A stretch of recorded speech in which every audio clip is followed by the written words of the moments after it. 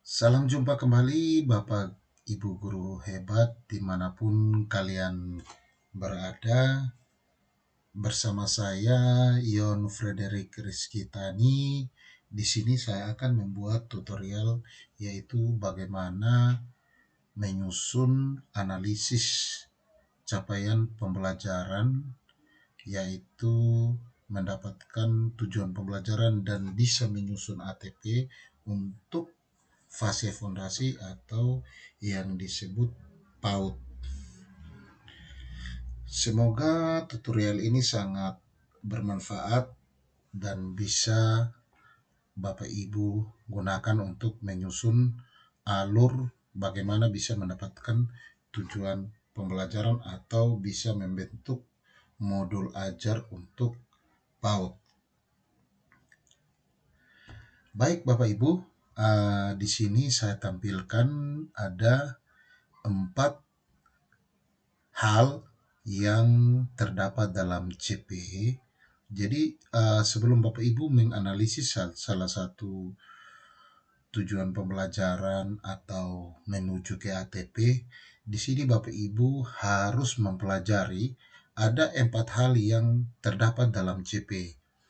Yang pertama itu adalah rasional atau alasan penting kenapa pemerintah memberikan mata pelajaran ini atau elemen ataupun CP ini.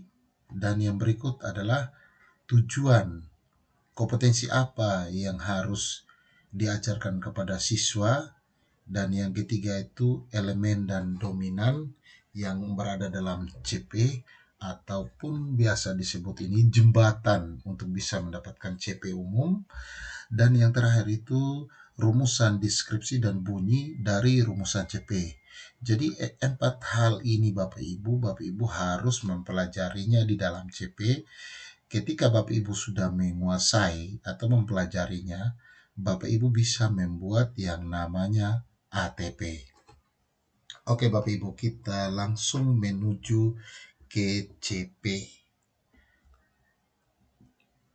Baik Bapak Ibu, sebelum saya tampilkan atau kita masuk dalam CP, di sini mungkin saya ingin menjelaskan bahwa di PAUD atau TK atau RA, BA, KB atau SPS sama TPA itu Bapak Ibu terdapat 3 elemen.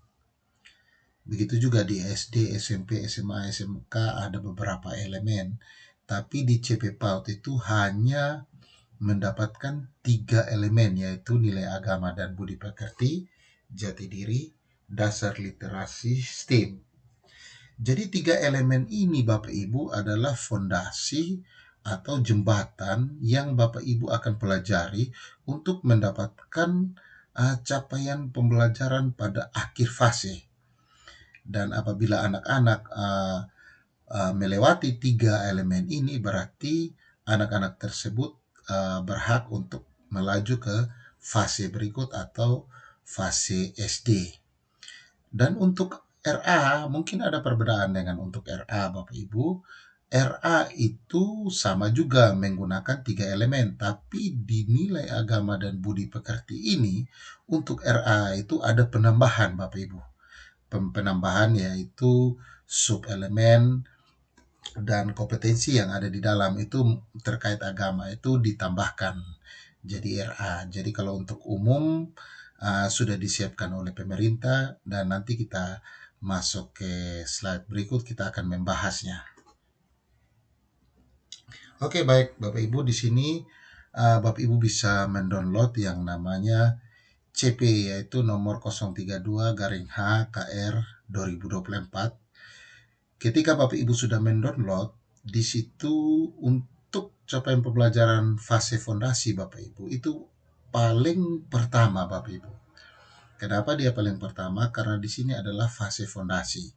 Sama juga ketika kita membangun rumah, yang paling awal kita lakukan adalah membuat fondasi. Jadi fase fondasi atau PAUD ini sangat penting dan di sini Bapak Ibu bisa mempelajari rasionalnya seperti apa yang saya katakan sudah dari sebelumnya. Jadi itu ada 4 hal penting. Jadi di situ pemerintah sudah melengkapi semua, tinggal kita membacanya satu per satu. Setelah Bapak Ibu membuka CP, di sini saya ingin menjelaskan sedikit mengenai 3 elemen. Jadi di dalam CP itu nanti ada 3 elemen. Sudah jelas CP ini capaian pembelajaran yang harus dihasilkan oleh anak dan dia harus menyelesaikan capaian pembelajaran tersebut untuk bisa masuk di dalam fase berikut.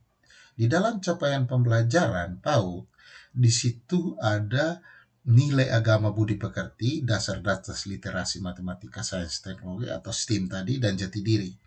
Jadi 3 elemen ini Bapak Ibu, nanti kegiatan itu disebut sebagai bermain sambil belajar. Jadi mereka PAUD itu bukan saja mereka hanya bermain, tapi dengan bermain, di situ mereka sambil belajar. Bagaimana mereka belajar dengan cara mereka bermain. Saya rasa ini bukan baru buat Bapak Ibu guru PAUD ya. Jadi dari 3 nilai elemen ini Bapak Ibu, ini akan dibagi lagi menjadi sub elemen. Jadi dari masing-masing elemen ini akan dibagi dalam beberapa sub elemen. Jadi di sini difasilitasi dalam kegiatan pembelajaran. Jadi sub elemen sudah ini yang difasilitasi dalam kegiatan pembelajaran yang Bapak Ibu nanti analisis menjadi yang namanya tujuan pembelajaran. Jadi ingat Bapak Ibu, untuk sub-elemen ini, perilaku dan kemampuan yang teramati pada anak yaitu nanti dibuat dalam tujuan pembelajaran.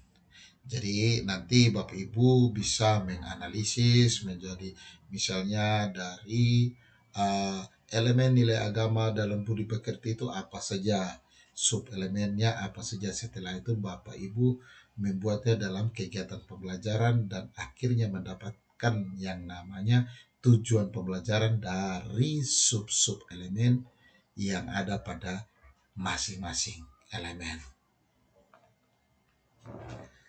Di sini Bapak Ibu saya ingin menampilkan masing-masing elemen. Jadi di sini saya sudah mewarnai Bapak Ibu. Jadi untuk CP elemen nilai agama dan budi pekerti, di sini ada 4 sub elemen Bapak Ibu di dalamnya. Jadi elemen yang pertama saya warnakan lain-lain, satu elemen yang pertama, elemen kedua, elemen ketiga, elemen keempat. Jadi Bapak Ibu juga sudah bisa melihat bahwa dalam satu elemen, yaitu di dalam nilai agama dan budi pekerti terdapat 4 sub elemen. Begitu juga dengan jati diri Bapak Ibu. Dari jati diri ini, elemen jati diri terdapat 4 sub elemen, yaitu anak mengenali, anak mengenal, anak menyesuaikan, anak menggunakan. Jadi selalu menggunakan kata anak gitu. Beda kalau SD itu sama SMP kan peserta didik, tapi di sini kan dalam PAUD atau RA itu dimulai dengan kata anak. Dan kita lihat untuk elemen yang ketiga yaitu dasar-dasar literasi matematika, sains, teknologi, rekayasa, dan seni. Ternyata Bapak Ibu dia ada 7 sub elemen loh. Berbeda tadi dengan jati diri sama nilai agama dan budi pekerti. Jadi di sini untuk STEAM-nya ini ada 7 sub elemen. Di sini juga saya sudah membuat yaitu memilah-milah warnanya dan sama juga dimulai dengan anak mengenali, anak menunjukkan, anak menunjukkan, anak menunjukkan, anak mengeksplorasi. Jadi nanti Bapak Ibu bisa masukkan ini sudah ada KKO-nya. Gitu Bapak Ibu. Jadi untuk dasar-dasar literasi matematika, sains, teknologi, rekayasa, dan seni untuk elemen ini Bapak Ibu ada 7 sub elemen. Jadi yang ini Bapak Ibu bukan karena saya yang buat atau apa. Ini sudah ada di dalam CP sini loh. Jadi di CP sini ini sesuai dengan apa yang dibuat oleh pemerintah bahwa dari ketiga elemen ini ada masing-masing sub-elemennya. Jadi sub-elemennya juga sudah diberikan oleh pemerintah gitu. Hanya kita membuka CP saja, terus itu kita nanti menganalisis. Oke Bapak Ibu, kita lanjut. Ketika Bapak Ibu sudah melihat masing-masing elemen, di sini saya ingin menjelaskan tentang struktur kurikulum PAUD atau RA, yaitu dalam kurikulum Merdeka itu dibagi menjadi dua, yaitu intrakurikuler dan kokurikuler, atau yang biasa kita sebut sebagai kegiatan intra dan kegiatan P5RA atau P5. Jadi yang namanya intra Bapak Ibu, kegiatan pembelajaran intra ini dirancang agar anak mencapai kemampuan yang tertuang di dalam capaian pembelajaran. Dan perlu diingat Bapak Ibu, untuk CPRA itu sama dengan di PAUD, kecuali ranah agama dan budi pekerti. Ya, tadi kan saya sudah bahas bahwa untuk RA sama PAUD itu sama, hanya perbedaan CP-nya itu di ranah agama dan budi pekerti. Jadi kalau untuk RA itu lebih banyak di agama dan budi pekerti, ada ditambahkan gitu. Sedangkan proyek P5 ini bertujuan memperkuat upaya pencapaian profil pelajar Pancasila dan profil pelajar RA. Jadi kalau di RA itu bukan P5 tapi P5 RA. Ada Rahmatal Ilamin ini yang mengacu pada standar kompetensi lulusan. Jadi Bapak Ibu untuk di RA itu disebutnya P5 RA gitu loh. Atau dulu yang kemarin P2RA. Bisa juga kita masih bisa menggunakan P2RA, tapi sekarang yang sudah terbaru ya P5RA. Dan untuk intisari kegiatan pembelajaran intrakurikuler adalah bermain bermakna dan memberikan pengalaman yang menyenangkan dan bermakna bagi anak.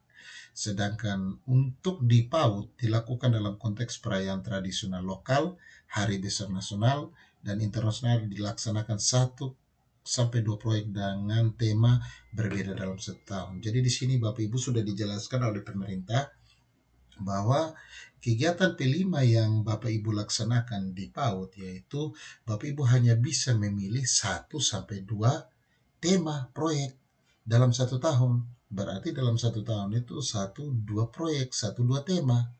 Jadi Bapak Ibu tidak bisa memilih 3 atau 4 seperti SMP, SD, tidak bisa. Karena di sini sudah ditekankan bahwa dilaksanakan 1 sampai 2 proyek dengan tema berbeda dalam 1 tahun.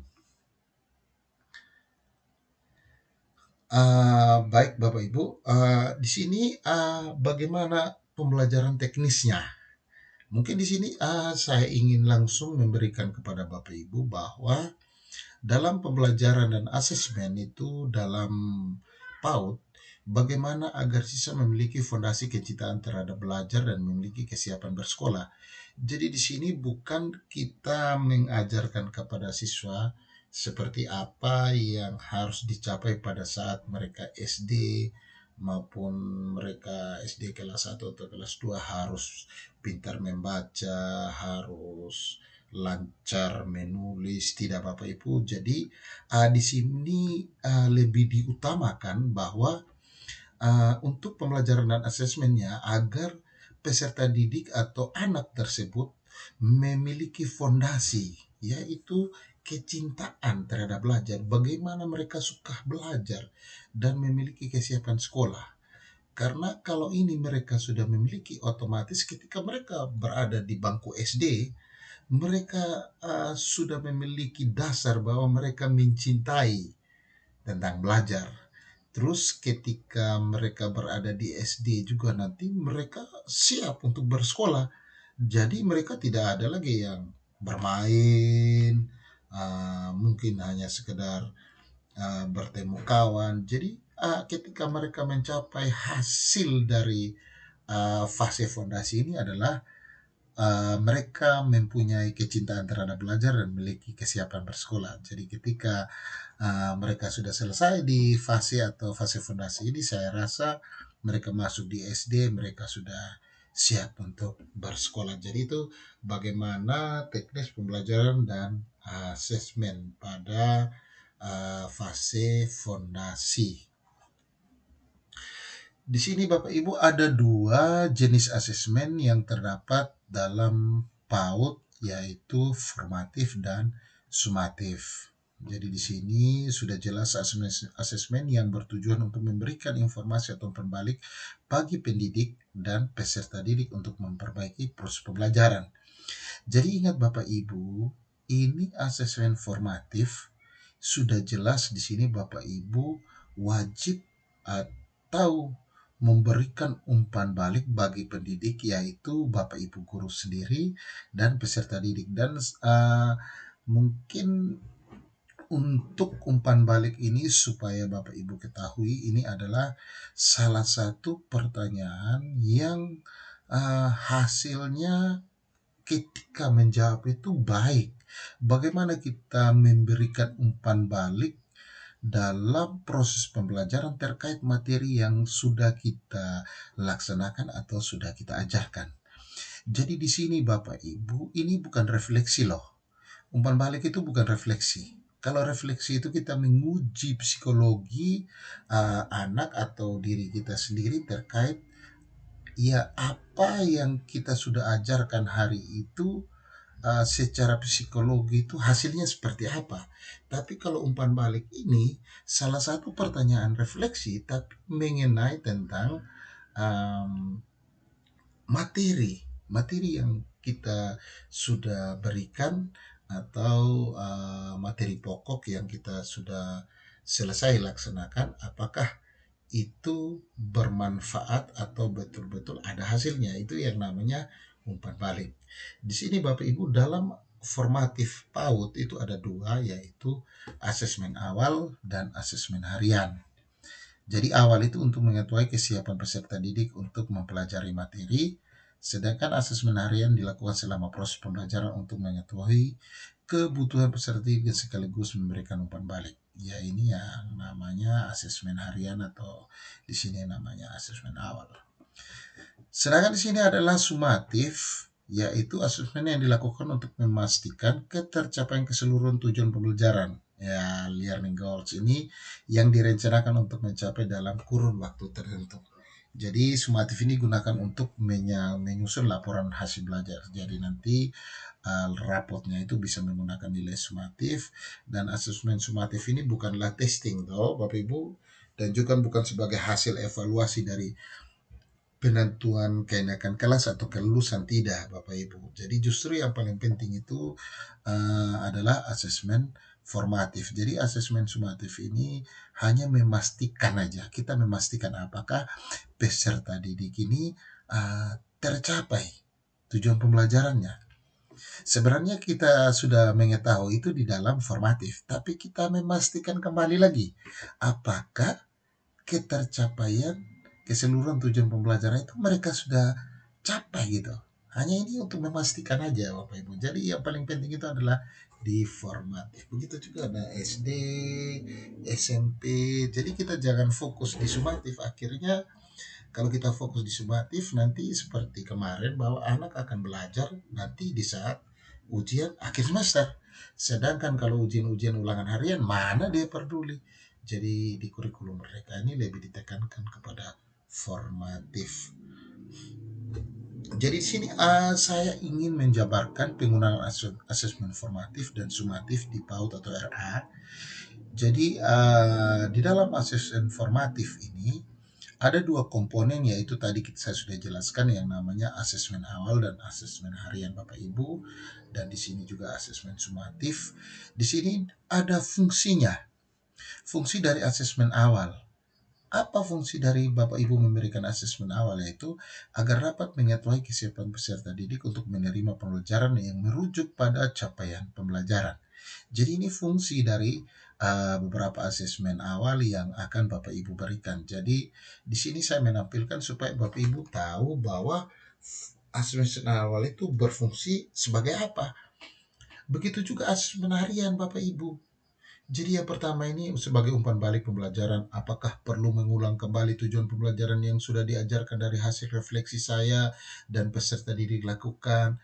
Jadi agar dapat memodifikasi pembelajaran, mungkin saya harus memodifikasi pembelajaran atau Apakah saya harus mengulangi pembelajaran ini kepada anak tersebut apabila mereka tidak mencapai? Jadi disinilah fungsi asesmen harian atau asesmen awal untuk bisa Bapak Ibu pahami. Dan ini adalah fungsi dari asesmen sumatif Bapak Ibu. Agar mendapatkan informasi tentang capaian tujuan pembelajaran yang telah ditetapkan atau untuk mengetahui posisi kemajuan belajar peserta didik terhadap tujuan-tujuan pembelajaran yang ditentukan untuk mencapai pembelajaran, capaian pembelajaran. Jadi ini ada beberapa fungsi dari asesmen sumatif dan formatif. Yang berikut Bapak Ibu di sini saya akan tampilkan yaitu uh, penjabaran penggunaan asesmen formatif dan sumatif yaitu tentang waktu pelaksanaan. Jadi yang pertama tadi kita sudah membahas tentang fungsi dan di sini saya ingin membahas tentang waktu pelaksanaan. Kapan asesmen awal itu dilaksanakan? Gitu. Jadi kalau asesmen awal itu dilaksanakan itu sebelum mulai lingkup materi baru. Jadi ketika Bapak Ibu memulai materi yang baru atau materi pokok yang baru, Bapak Ibu wajib melaksanakan yang namanya asesmen awal. Jadi asesmen awal itu dilakukan sebelum Bapak Ibu memberikan materi. Bapak Ibu kan harus mengetahui kompetensi anak. Di mana anak yang sudah pernah mempelajari ini, mana anak yang belum mempelajari ini. Jadi Bapak Ibu harus melakukan yang namanya asesmen awal sebelum materi baru. Yang kedua tuh di awal tahun ajaran, yaitu di bulan Juli. Bulan Juli itu wajib dan atau kehadiran peserta didik baru. Jadi setiap ada peserta didik baru, Bapak Ibu harus memberikan yang namanya asesmen awal. Dan ingat Bapak Ibu, pada asesmen ini bisa dilakukan kegiatan yang dilaksanakan lebih dari 1 hari. Itu Bapak Ibu ya. Jadi ini waktu pelaksanaannya untuk asesmen awal. Sedangkan untuk asesmen harian itu Bapak Ibu bisa lakukan sepanjang atau di tengah kegiatan langkah-langkah pembelajaran. Jadi harian ini adalah proses ketika Bapak Ibu sedang melaksanakan pembelajaran. Jadi ini juga bisa dilakukan asesmen untuk kegiatan yang dilaksanakan lebih dari 1 hari ya Bapak Ibu. Jadi itulah waktu pelaksanaan untuk asesmen harian. Nah, dan yang terakhir ini sumatif. Kapan? Jadi untuk sumatif ini dilaksanakan setelah seluruh kegiatan yang dirancang untuk mencapai tujuan pembelajaran selesai dilakukan. Jadi ketika selesai Bapak Ibu selesai mempelajari atau mengajarkan satu tujuan pembelajaran, pada akhir pertemuan itu Bapak Ibu bisa melaksanakan yang namanya asesmen sumatif. Jadi ini umumnya ini menjadi penanda selesainya satu unit pembelajaran atau satu tujuan pembelajaran yang tertuang dalam sebuah modul ajar. Jadi di sini pelaksanaannya itu tidak harus dalam kurun waktu 1 hari karena yang utama adalah peserta didik dapat melakukan kegiatan secara alami dan proses pengambilan data berjalan secara autentik. Itu Bapak Ibu. Jadi asesmen sumatif ini dilakukan di saat tujuan selesai pada saat misalnya satu tujuan pembelajaran itu mungkin Bapak Ibu menghabiskan berapa kali pertemuan, berapa kali tatap muka.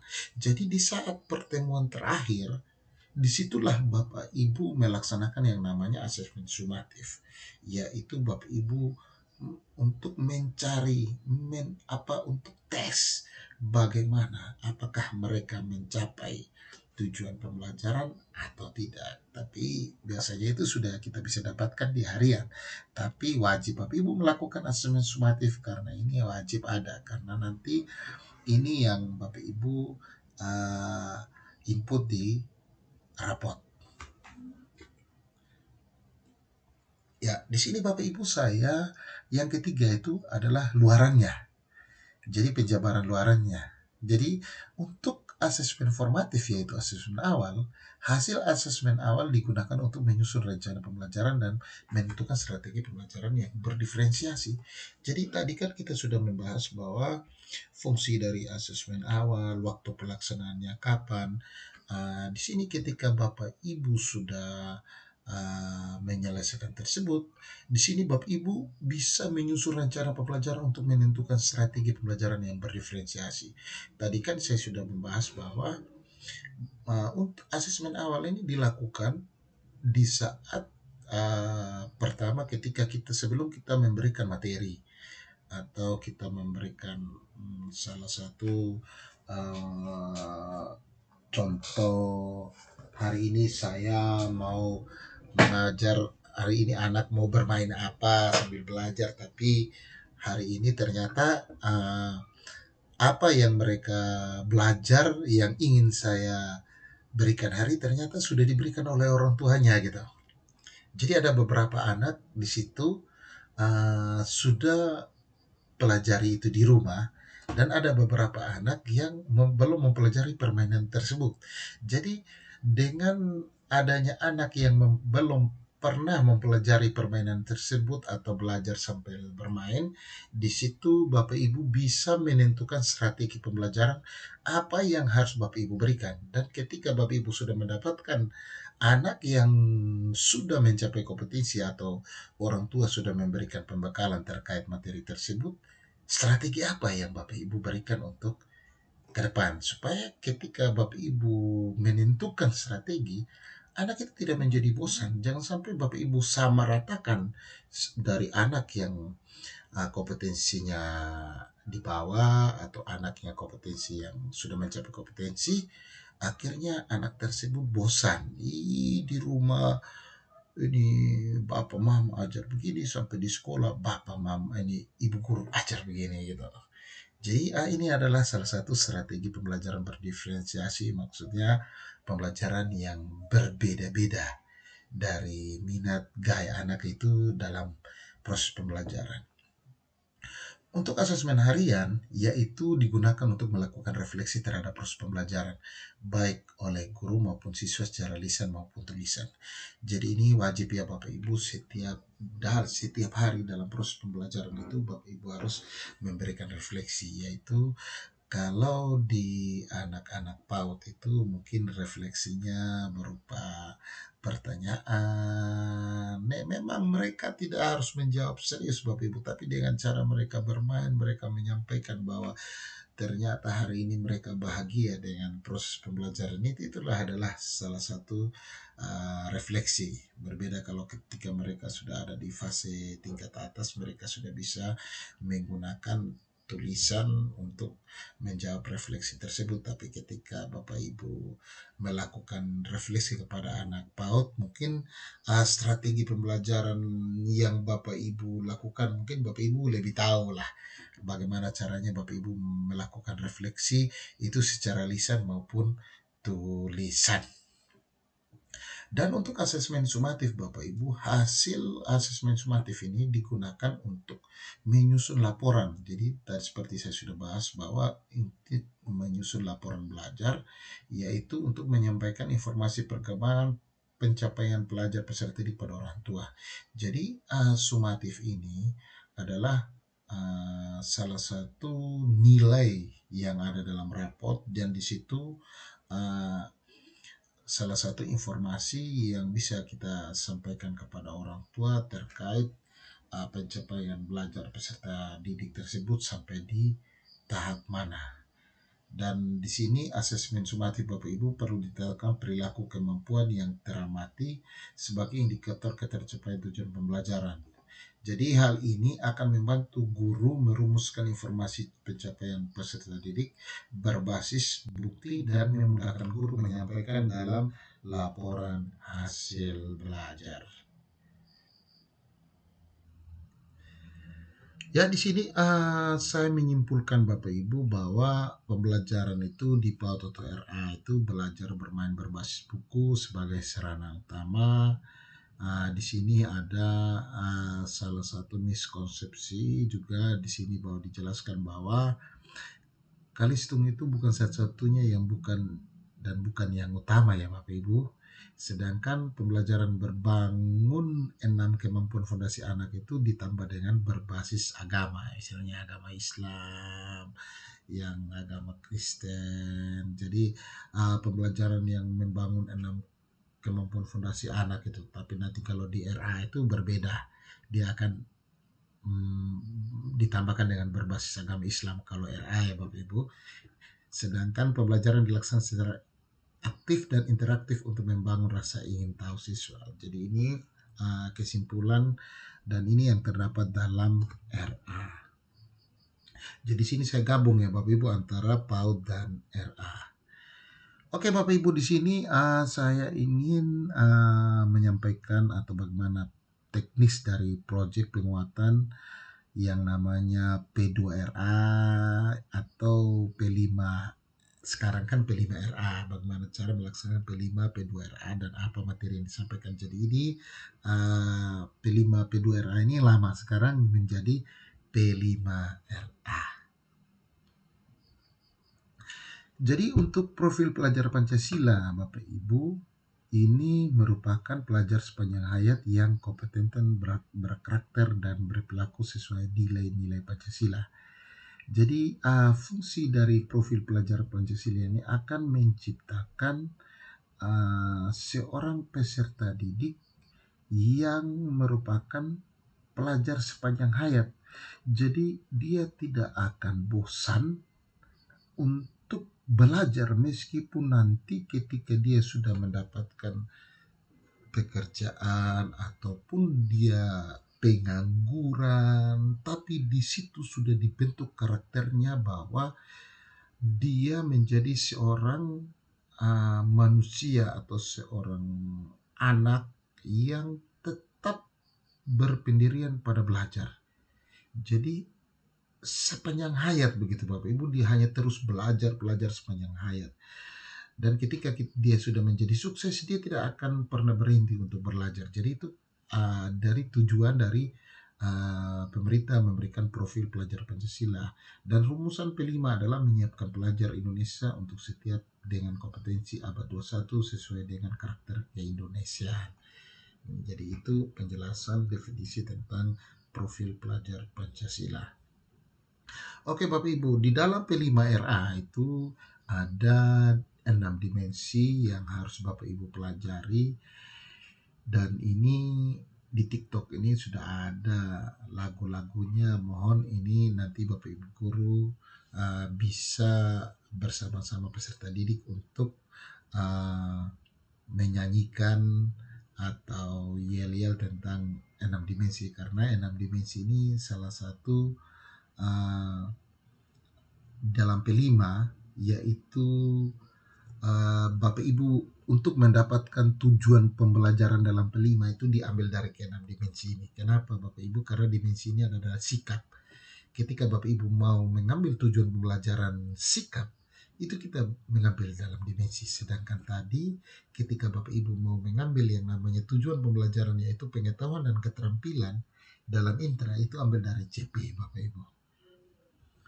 Jadi ini untuk P5RA dia agak berbeda Bapak Ibu. Untuk P5RA itu dia tidak menggunakan dimensi, tapi dia sinkron dengan dimensi. Jadi ada 5RA, jadi ada 10RA yang harus dilakukan atau dikuasai oleh RA. Jadi tadi kalau secara umum itu dimensi, nanti kalau untuk RA itu ada 10 nilai. Baik Bapak Ibu, di sini bagaimana saya memberikan pemahaman tentang proyek penguatan P5RA, yaitu kegiatan proyek merupakan suatu petualangan investigasi anak dengan pendampingan guru tentang sesuatu hal yang menarik minatnya, dan anak akan mengalami proses pencari tahu guna menguatkan profil pelajar Pancasila. Jadi sini untuk beberapa hal penting dalam P5RA Bapak Ibu. Jadi pembelajaran proyek pada pendidikan anak usia dini menekankan pada proses, bukan hanya produk. Pembelajaran proyek adalah sebuah proses menghargai kegagalan dan terus melakukan perbaikan. Jadi sudah jelas bahwa P5RA ini, jadi yang paling penting itu adalah proses, bukan hasilnya ya Bapak Ibu. Sedangkan penguatan profil pelajar Pancasila di PAUD dilakukan dalam konteks tadi kita sudah membahas bahwa dilaksanakan 1-2 proyek dengan tema berbeda dalam 1 tahun. Jadi di sini dalam PAUD itu ada 4 tema yang bisa dipilih: aku sayang bumi, aku cinta Indonesia, bermain bekerja sama, dan imajinasiku. Dan kegiatan pelima ini juga dilakukan dengan 3 proses: perencanaan, pelaksanaan, evaluasi. Ini berarti dibutuhkan modul proyek dan juga asesmen serta penilaian. Jadi sama juga Bapak Ibu, kalau di dalam intra tadi dibutuhkan yang namanya modul ajar sama asesmen. Begitu juga di modul project ini dibutuhkan modul project yaitu asesmen serta penilaian. Jadi nanti baru kita nanti saya buat konten terkait bagaimana menyusun modul P5RA untuk PAUD ya Bapak Ibu ya. Oke, di sini saya akan menampilkan yaitu urutan menentukan topik PAUD pada kurikulum Merdeka. Dan di sini adalah urutan-urutan ketika Bapak Ibu menganalisis CP. Setelah itu Bapak Ibu membuat yang namanya topik, dengan Bapak Ibu membuat tujuan pembelajaran, dan terakhir Bapak Ibu akan membuat yang namanya modul ajar. Di sini mohon Bapak Ibu perhatikan bahwa dalam PAUD itu ada 8 langkah untuk bisa menjadi yang namanya modul ajar. Jadi yang pertama itu kaji capaian pembelajar per elemen dan sub-elemen. Jadi Bapak Ibu untuk yang pertama, Bapak Ibu silakan membuka CP dan lihat elemennya tadi sudah ada 3 elemen, dan silakan melihat masing-masing elemen itu sub-elemennya apa. Tadi kalau Bapak Ibu sudah buka yang pertama ini, berarti silakan Bapak Ibu susun kompetensi yang ada pada setiap sub-elemen. Jadi kompetensinya belum ada loh Bapak Ibu. Bapak Ibu yang susun. Contohnya seperti ini Bapak Ibu. Jadi Bapak Ibu buka CP elemen nilai agama dan budi pekerti itu ada 4 sub-elemennya. Jadi di sini ada 4. Tadi kan kita sudah bahas ini ada 7 tadi. Jadi Bapak Ibu sudah membuka untuk yang pertama tadi kaji. Sekarang kita yang masuk yang kedua. Jadi yang kedua itu Bapak Ibu silakan, kan tadi dari sub elemen agama itu ada 4 loh. Bapak Ibu bisa masukkan di kolom ke sini, dan Bapak Ibu akan menentukan kompetensi yang diharapkan dari sub elemen agama dan budi pekerti ini loh. Dan tadi ini sub elemen agama dan budi pekerti. Anak percaya pada Tuhan Maha Esa. Ini anak percaya, silakan masukkan di kolom sini. Kenapa saya tambah 1A, 1B, 1C? Ini A, ini karena di sini kan A. Di sini kan B, C. Jadi di sini saya 1A, 1B, 1C, 1D. Gitu loh Bapak Ibu. Jadi tujuan pembelajarannya. Di sini Bapak Ibu, silakan Bapak Ibu menganalisis kompetensi yang diharapkan dari sub elemen agama dan budi pekerti. Di sini Bapak Ibu saya tampilkan, saya sudah menganalisis. Contohnya begini Bapak Ibu. Anak percaya kepada Tuhan Yang Maha Esa, mulai mengenal dan mempraktikkan ajaran pokok sesuai dengan agama dan kepercayaan. Di sini kompetensi yang saya ambil dari sub elemen yang pertama, yaitu yang pertama itu anak percaya kepada Tuhan Yang Maha Esa. Yang kedua, anak mengenal ajaran pokok agamanya. Dan yang ketiga, anak mempraktikkan ajaran pokok agamanya. Jadi saya mendapatkan 3 kompetensi dari sub elemen ini. Dan untuk sub elemen yang kedua dari agama dan budi, masih agama dan budi pekerti ini ya Bapak Ibu. Jadi dari sini saya mendapatkan 3. Misalnya gini, anak berpartisipasi aktif dalam menjaga kebersihan sebagai bentuk rasa sayang terhadap dirinya dan rasa syukur kepada Tuhan Yang Maha Esa. Jadi ini saya ngambil dari sub elemen ini, saya pecahkan menjadi kompetensi. Kompetensi ini adalah yang saya harapkan peserta didik ketika dia mencapai ini, apa-apa saja nih kompetensi yang diharapkan gitu. Begitu juga di 1C, anak menghargai sesama manusia. Anak menghargai perbedaan sesama manusia. Anak mempraktikkan perilaku bakti dan berakhlak mulia. Begitu juga dengan subelemen yang keempat, anak merawat alam, menciptakan merupakan ciptaan Tuhan, bagaimana mereka merawat alam. Anak menunjukkan sayang terhadap makhluk hidup, yang merupakan bagaimana mereka menyayangi makhluk hidup itu yang ciptaan Tuhan. Jadi di sini kan sesuai dengan sub elemennya. Apa kompetensi yang diinginkan oleh Bapak Ibu oleh anak gitu. Jadi silakan Bapak Ibu analisis ini. Begitu juga di sini saya sudah lihat untuk elemen jati diri, apa yang harus dikompetensi ya. Jadi di sini misalnya anak mengenali, mengekspresikan dan mengelola emosi diserta membangun hubungan sosial secara sehat. Jadi di sini lebih kepada emosi diri, mengekspresikan emosi diri, mengelola, membangun hubungan sosial secara sehat. Gitu. Yang berikut juga suplemen yang berikut, yang berikut, anak menyesuaikan diri dengan lingkungan, aturan, norma yang berlaku. Di sini norma keluarga, norma sekolah, norma masyarakat, norma negara, norma dunia. Gitu. Jadi tinggal bagaimana Bapak Ibu, bagaimana nanti ketika dari ini nanti Bapak Ibu menganalisis menjadi tujuan pembelajaran. Jadi ada elemen subelemen yang keempat, tinggal Bapak Ibu analisis kompetensinya seperti apa. Begitu juga dengan literasi STEAM-nya ini Bapak Ibu, ada 2, 4, 6, 7 tadi. Silakan kompetensi seperti ini, anak mengenali, memahami informasi, silakan. Jadi ketika Bapak Ibu sudah menyusun kompetensi yang diharapkan, berikutnya adalah Bapak Ibu menentukan tema dan subtema. Setelah itu menentukan topik berdasar tema dan subtema yang ada. Oke, jadi di sini ya Bapak Ibu menentukan tujuan pembelajaran. Tadi kan Bapak Ibu sudah menyusun, mendapatkan salah satu kompetensi yang diharapkan itu dari misalnya ini dari agama tadi, ini yang kedua, ini yang ketiga, elemen pertama, subelemen pertama, elemen kedua, elemen ketiga. Tujuan pembelajaran dari ini tinggal Bapak Ibu analisis. Tujuan pembelajarannya apa? Jadi contohnya ini Bapak Ibu. Tadi kan yang pertama itu anak percaya kepada Tuhan Yang Maha Esa.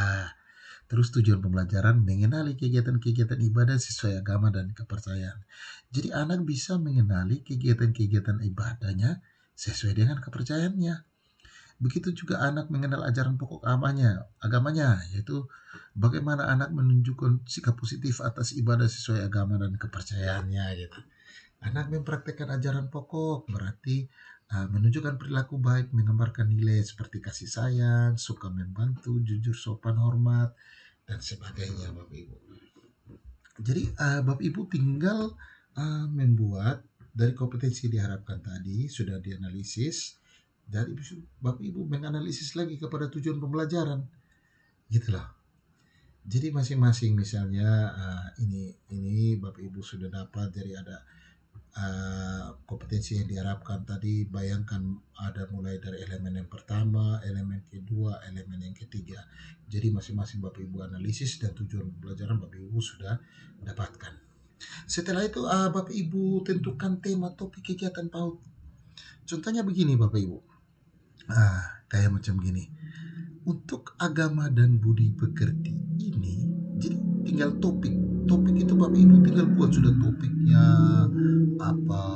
Terus misalnya topik dari aku anak pintar suka bersekolah ini ada di mana? Ada di agama dan budi pekerti, yaitu bagian kelima loh. Ya, agama budi pekerti ya kayak tadi bagian kelima. Ya ini mana agama budi pekerti? Ya ini. Jadi tinggal Bapak Ibu cari di sini agama bagian budi pekerti itu bagian keberapa. Kalau kelima tinggal Bapak Ibu taruh di sini. Terus misalnya Islam agamaku sempurna, berarti dia ada di bagian ke-1, ke-2, ke-3. Berarti seluruh 1, 2, 3. Berarti untuk 1B ini, untuk serunya belajar sambil bermain bisa ada di 1B itu di bagian ketiga dan keempat. Gitu. Topik kegiatan dan temanya 3 ke 4. Bisa Bapak Ibu ya. Misalnya aku anak pintar suka bersekolah. Aku anak pintar suka bersekolah. Ini 1-2, 1C ada di 1-2. 1C ada di 1-2. Ini. Anak menghargai perbedaan sesama manusia. anak memperhatikan perilaku baki dan berakal mulia. Berarti satu dua ini kita masukkan di sini.